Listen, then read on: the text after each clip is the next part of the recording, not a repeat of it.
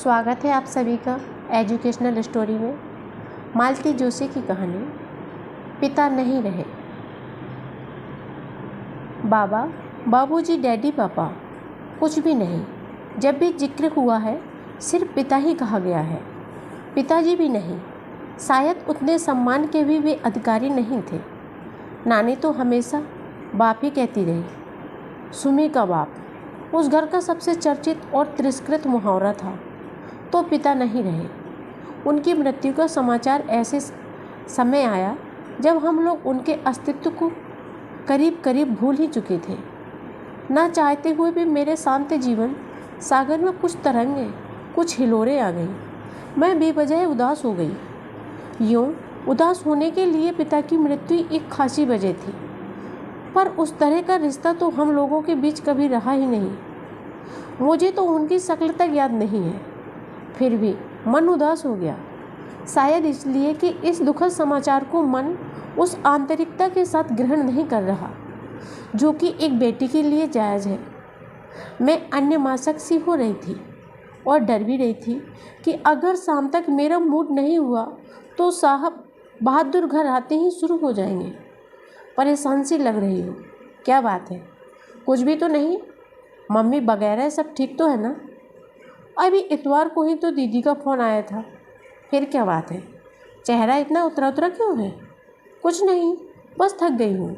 आजकल जल्दी थक जाती हूँ। चलो चेकअप करवा लेते हैं। नहीं, अभी उतनी नौबत नहीं आई है। मैं तंग आकर कहती हूँ, तब जाकर यह जिरह बंद होती है। गुस्सा आता है कि ज़रा सी बात भी इनकी नज़रों से नहीं छिपती। कई बार तो चिढ़कर कह देती हूँ, क्या मुसीबत है? इस घर में कोई मन भरकर उदास भी नहीं हो सकता। उदास होने पर पाबंदी नहीं है डार्लिंग। ये मुझे अपने पास खींचकर कहते हैं, I just want to share it and I want to enjoy at all by myself. वे हंस देते हैं, एकदम स्वच्छ निर्मल हंसी। और हंसने की तो बात है ही, उदासी भी कोई एंजॉय करने की चीज़ है। उन्हें दुख होता है, हैरत होती है कि सूखे इस अथाह सागर में भी दुख के कण कहाँ से भी लेती हूँ। इसीलिए शुरू हो जाते हैं। मम्मी की याद आ रही है। शुभम का रिजल्ट आया है। सगुन ने दिन भर बहुत परेशान किया। मतलब यह है कि उदास हो तो कारण बताओ। इस कारण बताओ नोटिस पर मैं खींच जाती हूँ। पति का इतना अधिक संवेदनशील होना भी भार लगने लगता है। और मम्मी को हमेशा यह शिकायत रही कि उनके पति के पास संवेदना नाम को भी नहीं थी। हद दर्जे का आत्म केंद्रित व्यक्ति था वह, दूसरों के सुख दुख से एकदम अनजान। घर उनका था, वे स्वामी थे। मम्मी पत्नी कम, नौकरानी ज़्यादा थी। नौकरानी से जिसे तनख्वाह न देनी पड़ती हो। मेज़ संवारने से लेकर सेज संवारने तक हर काम खुशी खुशी करना उनका फर्ज था। पति के जूते तक उन्हें उतारने होते थे, साफ करने होते थे, जबकि वे खुद पैर भी की जूती से ज़्यादा कुछ नहीं थे। यह जुमला बराबर उन पर फेंका जाता था। पैर की जूती जब चाहा पहन लिया, जब चाहा उतार दिया। शेष समय घर के कोने में पड़ी रहने को अभिशप्त। MA PhD, मेरी माँ कैसे और क्यों यह सब सहन कर गई, सोचकर आश्चर्य होता है। पर सहने की भी एक सीमा होती है। उस सीमा के पार हो जाने के बाद क्षण भर भी उस घर में सांस न ले सकी। अपनी दोनों बेटियों को गोद में उठाकर सीधे नानी के घर आ गई। कुल 8 साल के वैवाहिक जीवन का पटाक्षेप हो गया।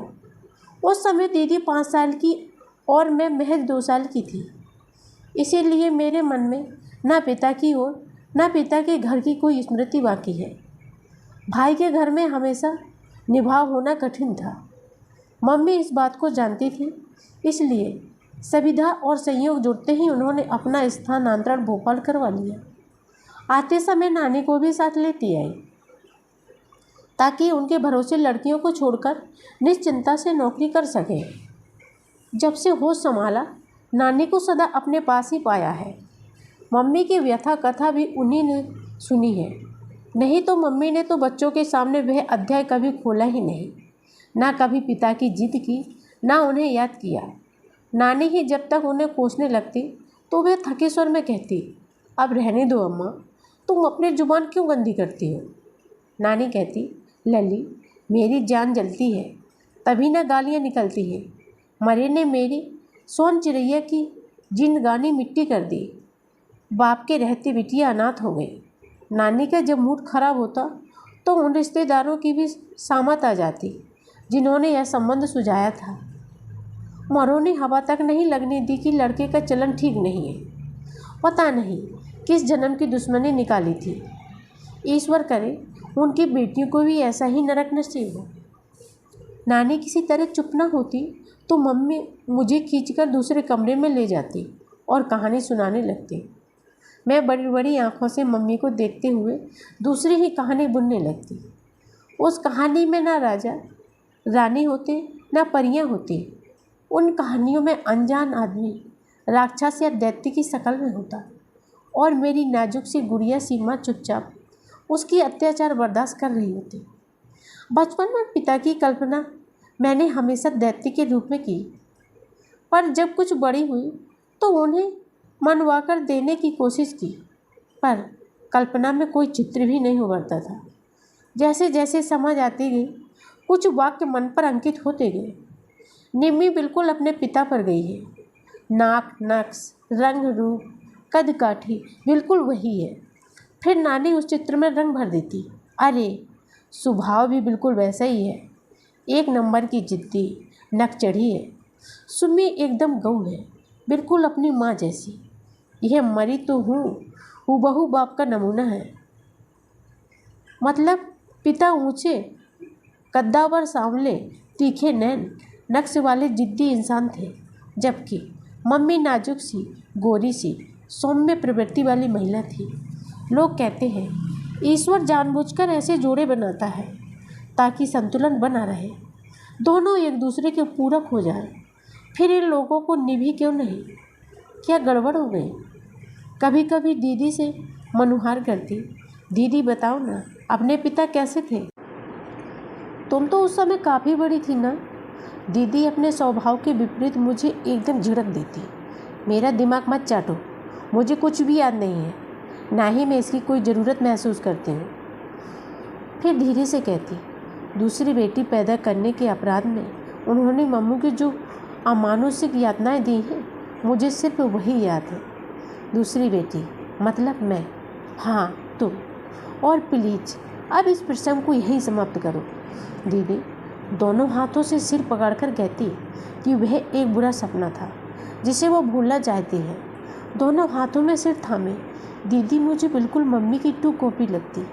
मुझे कभी कभी बहुत दुख होता, मैं उन जैसी क्यों नहीं हुई, नाजुक छुई मुई सी।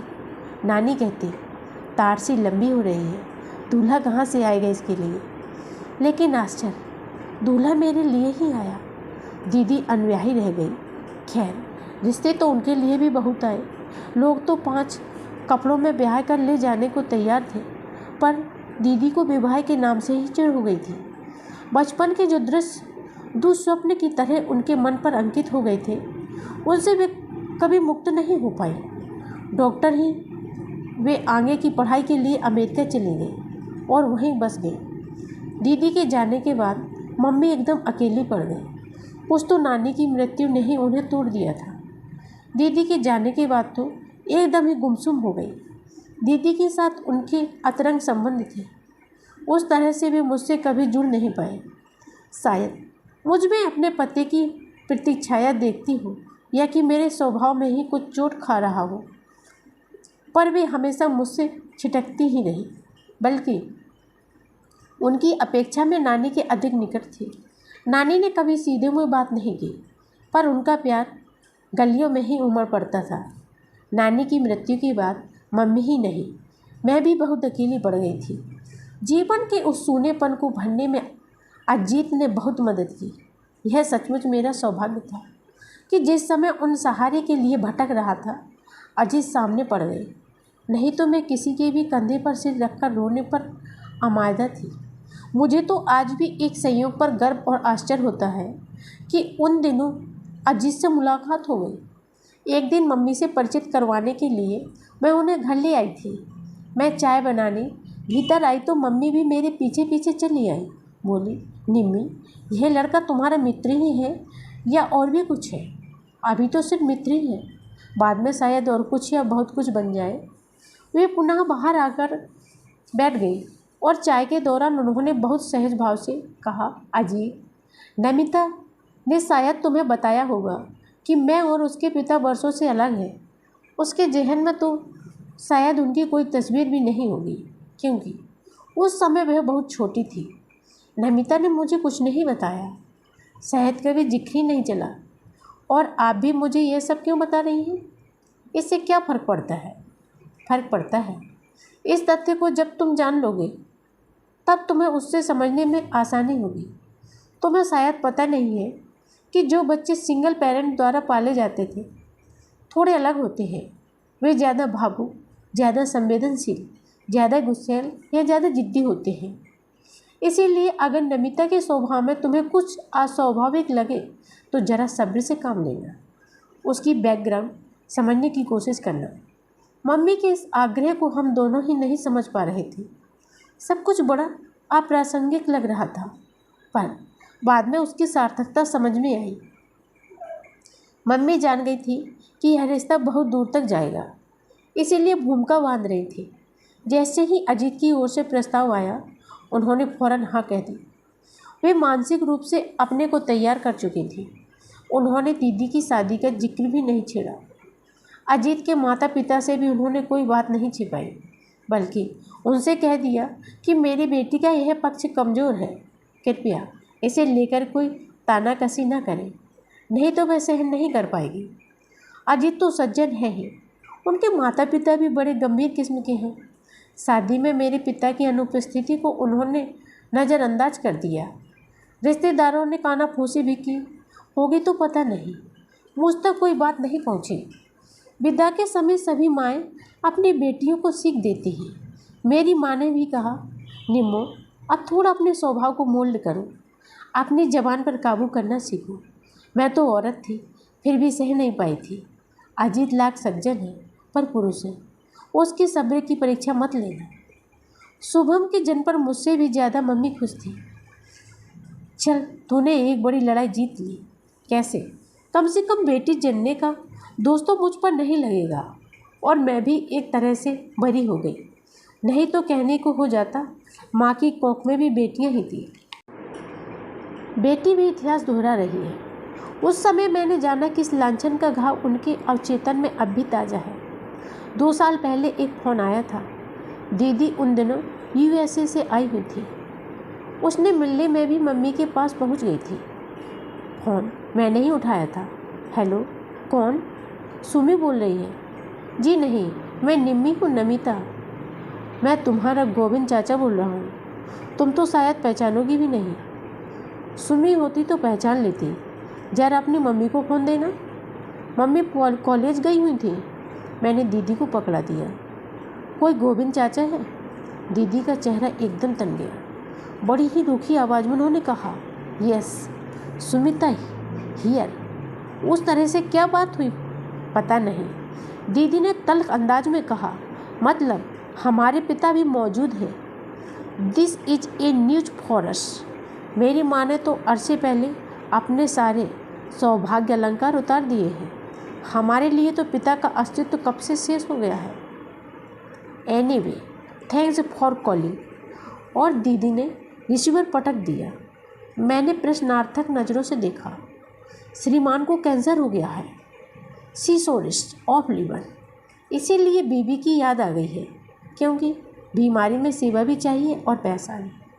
वह जो एक और थी, वह कहाँ गई? एक होती तो रुकती, यहाँ तो अनेक थी। डूबते जहाज़ पर कौन ठहरता है? मम्मी को बताओगी? बताना तो पड़ेगा, पर एक बात तय है, अगर भी उस आदमी के पास दोबारा गई तो हम दोनों उससे कभी कोई संबंध नहीं रखेंगे। लेकिन दोबारा फ़ोन आया तो मम्मी क्या मना कर पाएंगे? यू आर राइट, मम्मी में वो गट्स नहीं है, और वे लोग उनको इमोशनली ब्लैकमेल ज़रूर करेंगे। एक काम करते हैं, मैं उन्हें साल 6 महीने के लिए अपने साथ ले जाती हूँ। मामा की भी अभी खबर लेती हूँ। यहाँ का नंबर उन्होंने दिया होगा। यहाँ से जाकर पहला काम यही करूँगी कि वहाँ नया नंबर ले लूँगी और वह सिर्फ तुम्हारे पास होगा, नहीं तो वे लोग मम्मी को वहाँ भी चैन से रहने नहीं देंगे। इसके बाद दीदी ने सांस नहीं ली। दौड़ धूप करके मम्मी का साल भर का वीज़ा बनवाया। वह तो मम्मी से कह रही थी कि नौकरी छोड़ दो, पर मम्मी नहीं मानी। लंबी छुट्टी ले ली। पिछले साल 1 महीने के लिए आई थी। वीज़ा की अवधि बढ़ाकर फिर चली गई। मम्मी के जाने के बाद मैं अकेली पड़ गई हूँ। 8वें दिन फ़ोन पर बात होती है, फिर भी दूरी का एहसास नहीं जाता। 3 लोगों की हमारी छोटी सी दुनिया थी। वे दोनों तो सब भी साथ हैं, मैं ही अलग पड़ गई हूँ। मम्मी से शिकायत करती हूँ तो वे हंस देती है। पगली, तुम्हें अब हमारी ज़रूरत क्या है? तुम्हारी तो अब अपनी अलग दुनिया है। तुम्हें तो अब हमारी याद भी नहीं आनी चाहिए। ऐसा भी कहीं होता है? आज सुबह 11, साढ़े 11 के करीब उन्हीं गोविंद चाचा का फिर फ़ोन आया था। इस बार सीधे मेरे पास ही आया था। मम्मी दीदी के पास थी और दीदी का नया पता और नया नंबर सिर्फ मुझे मालूम था। पिछले बार की तरह इस बार भी इन्होंने मामा से बात की होगी, वहीं से मेरा पता और नंबर लिया होगा। मैं तुम्हारा गोविंद चाचा बोल रहा हूँ, पहचान रही हो ना? जी, एक खबर देनी थी। कहिए, तुम्हारे पिता नहीं रहे। चाहती तो दीदी वाला जुमला फिर से उछाल देती, पर इच्छा ही नहीं हुई। उस खबर पर कोई भी प्रतिक्रिया व्यक्त करने का मन नहीं हुआ। निम्मी, सुन रही हो ना? जी, तुम्हारी मम्मी को खबर करनी थी। तुम्हारे मामा जी के पास सुमी का नंबर नहीं था। भाभी शायद वहीं है। मैं खबर कर दूँगी। हफ्ते 6 दिन में दीदी फ़ोन कर ही लेती हैं, तब बता दूँगी। मुझे नंबर दे देती तो। ऐसी भी क्या जल्दी है? 2 दिन बाद भी पता लगेगा तो क्या फ़र्क पड़ेगा? आप तो जानते हैं, बरसों पहले उन दोनों ने एक दूसरे को अपनी ज़िंदगी से खारिज कर दिया था। खैर, मैं तो अपना फ़र्ज़ अदा करना चाहता था। आगे तुम्हारी मर्ज़ी। वे रिसीवर रखने को ही थे कि मैंने तपाक से कहा, आपका फ़र्ज़ क्या यही तक सीमित था? मतलब जिस तत्परता से आपने अपने भाई की बीमारी और अब मृत्यु की खबर पहुंचाई है, उसी तत्परता से कभी हमारी भी खोज खबर ली होती। आपके ख़ानदान की बेटियां थी हम, कभी पता तो लगाया होता कि हम कैसी हैं, कहाँ हैं, पढ़ लिख रही हैं या मामा के घर में खट रही हैं, शादी हो गई है या कुंवारी बैठी हैं। आप चाचा होते हैं ना हमारी, फिर कभी तो हमारा ख्याल किया होता। सिर्फ ख्याल करने से क्या होता है? कोई संपर्क सूत्र तो हो। और फिर जिसके दम से ये सारे रिश्ते थे, जब उसी ने किनारा कर लिया तो हम तो पराए ही थे एग्जैक्टली।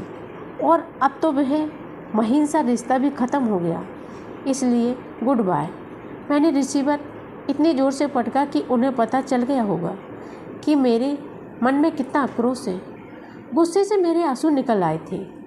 ज़िंदगी भर तो कभी सुध नहीं ली कि ये लोग जीती हैं कि मरती हैं, और अब 13वीं का निमंत्रण भेज रहे हैं।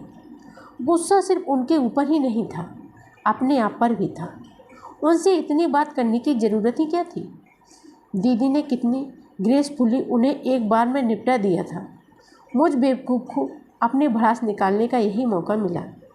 मेरे आक्रोश के पीछे से झांकता मेरा उदास, एकांकी, निरांत, अभावग्रस्त बचपन उन्होंने जरूर देख लिया होगा।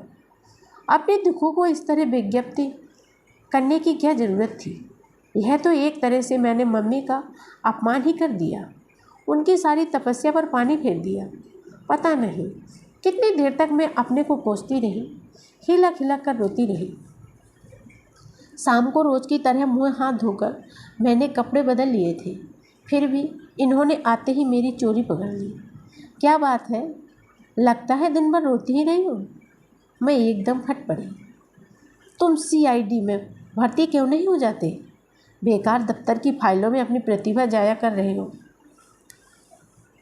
Thanks for the compliments madam, पर आपका चेहरा इतना पारदर्शी है कि कोई अंधा भी उसे पढ़ सकता है।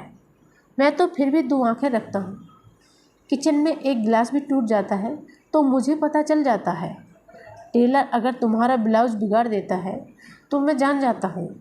आज तो सचमुच कोई गंभीर बात हुई है, क्योंकि तुम दिन भर रोती रही हो। ठीक कह रहा हूँ ना? रोने पर पाबंदी है कोई?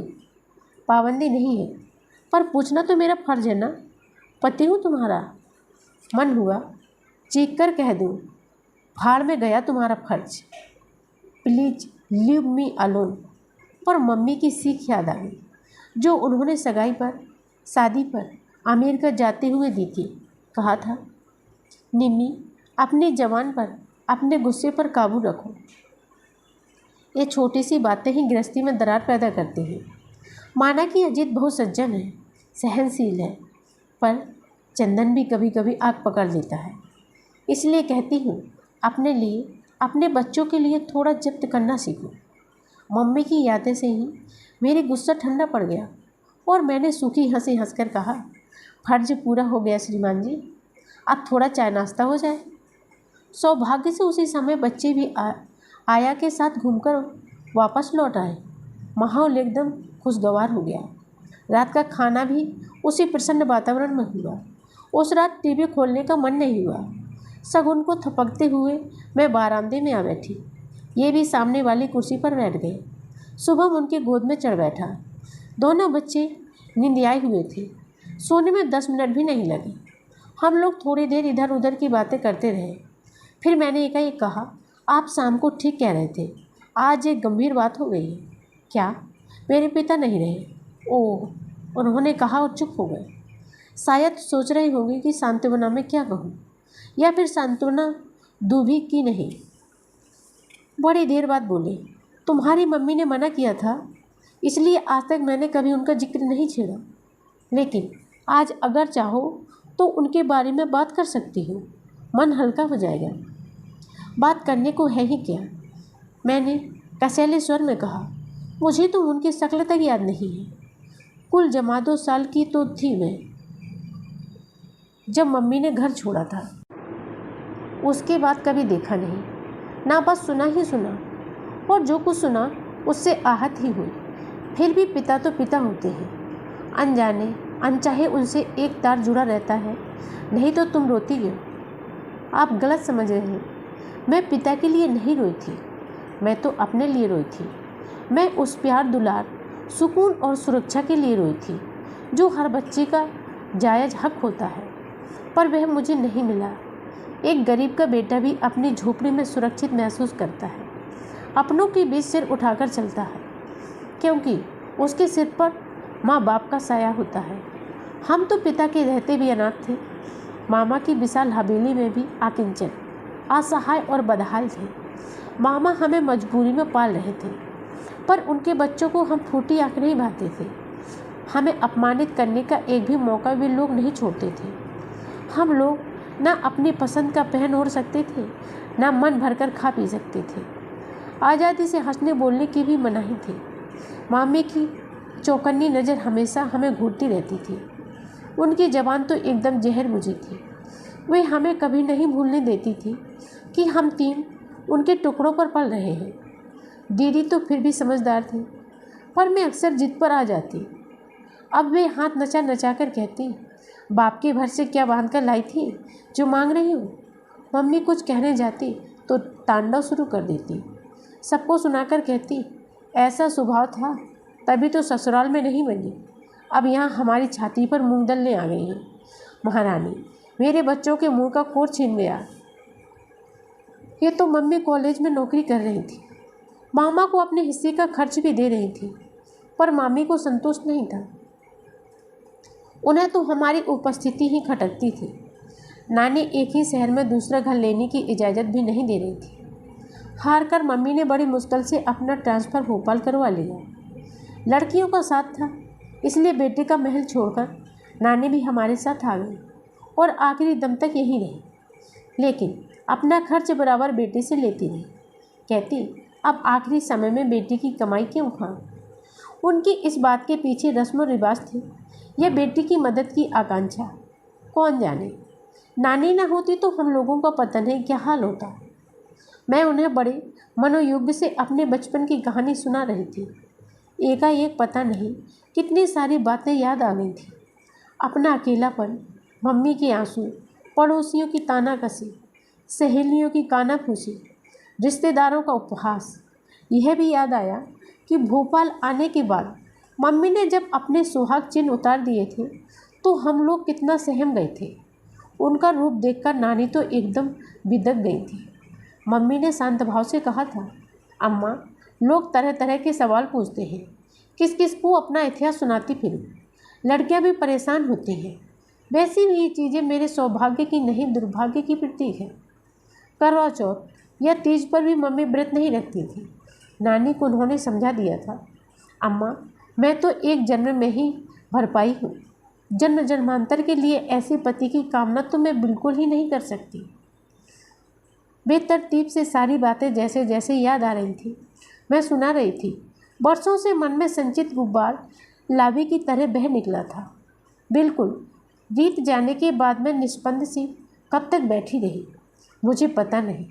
कब उन्होंने शुभम को सुलाया, कब सगुन को मेरे गोदी से उठा लिया, कब वे उठकर चले गए, मालूम नहीं पड़ा।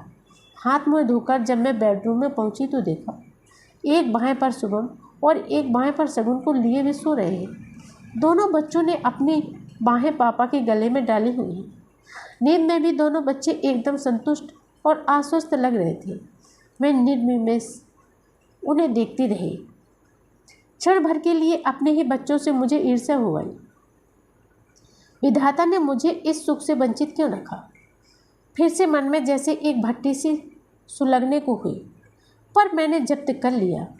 मुझे अपने आप पर शर्म आने लगी। छी, कोई अपने बच्चों से भी जलता है कभी। सो गए क्या? मैंने भोले से पुकारा। वे आँख खोलकर मुस्कुराए। मैं तो नहीं सोया, पर मेरे ये दोनों हाथ सो गए हैं। जरा मदद करोगी? मैंने बच्चों को अलग करना चाहा तो उन्होंने पापा को और कसकर पकड़ लिया। नींद में भी वे अपनी पकड़ ढीली नहीं करना चाहते थे। मैंने अजीत के दोनों हाथ बच्चों के सिर पर रखकर कहा, आज मुझे एक बचपन दोगी प्लीज़? क्या? मैं चाहे कितनी ही गलतियां करूं, पर उसकी सज़ा तो मेरे बच्चों को मत देना। अगर बर्दाश्त से बाहर हो जाए तो मुझे छोड़ देना, पर इन बच्चों पर अपना हाथ हमेशा बनाए रखना। प्रॉमिस, प्रॉमिस, उन्होंने कहा और मुझे भी अपनी बाहों में भर लिया।